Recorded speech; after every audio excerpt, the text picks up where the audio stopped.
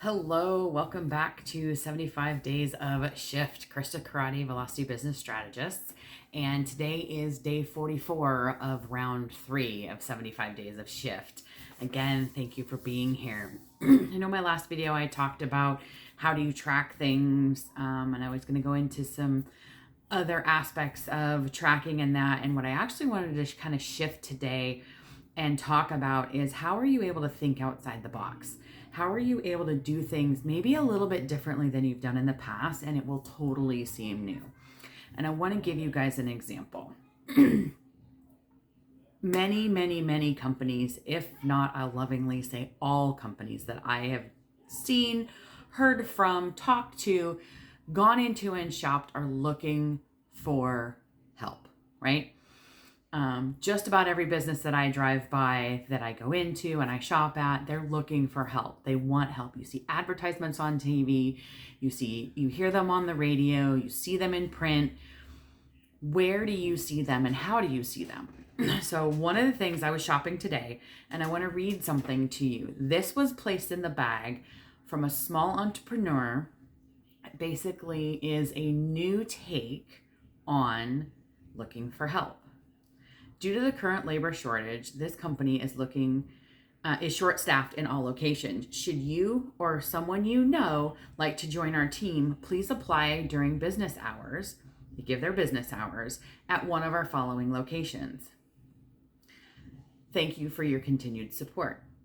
So you could take a simple piece of paper, not very big, right? So what would this cost you to do if you wanted to do something like this in your business? If you have a product or a service to where something, one of your items leaves your store in a bag and you're looking for help. It doesn't cost you maybe a couple of pennies to print some of them out, slice them up. This is probably a quarter sheet of paper. How could you do something different in your business? They're simply asking for help. Pretty simple when you think about it. When I did not see her put this in the bag, by the way, not until I got home and I pulled everything out of the bag did I get it. So they did. I saw the signs in the store. They mentioned it while I was in shopping, and then they put this. So that's 3 touch points right there that this company has for someone at a minimum. Maybe they saw the signs a couple of times. I saw one on the door. I saw one at the register. If you think about selling something, or when you buy something, typically you don't go in and go, oh, I'm going to go to this place and look for a job, right? Or unless you do. Yet that was 3 to probably 5 or 6 touch points for someone that this business used by simply putting something on a piece of paper and asking.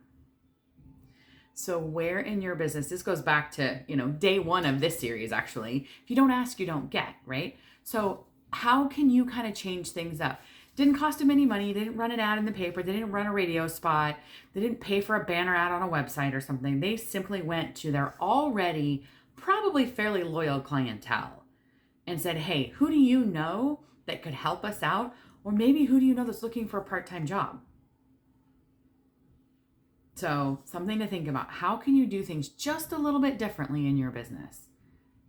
And maybe go after those already loyal customers.